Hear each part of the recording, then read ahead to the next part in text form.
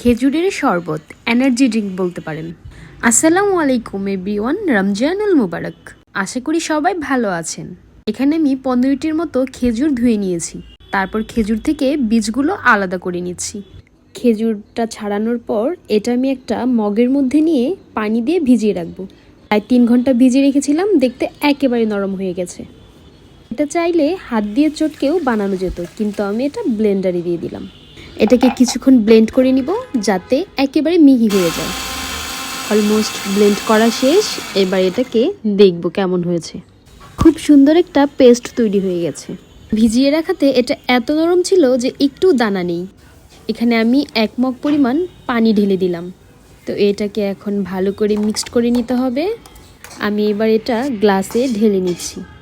এই শরবতটা প্রায় 4 জনের মতো পরিবেশন করা যাবে। এটা খেতেও কিন্তু খুব সুস্বাদু, আর এর গুণাগুণের কথা কেই বা না জানে। একটাতে আমি টক দই দিয়ে দিচ্ছি, আরেকটা এমনি রাখলাম। বেশি মিষ্টি পছন্দ করলে মধু দিতে পারেন। এমনিতেও কিন্তু যথেষ্ট মিষ্টি হয়েছে।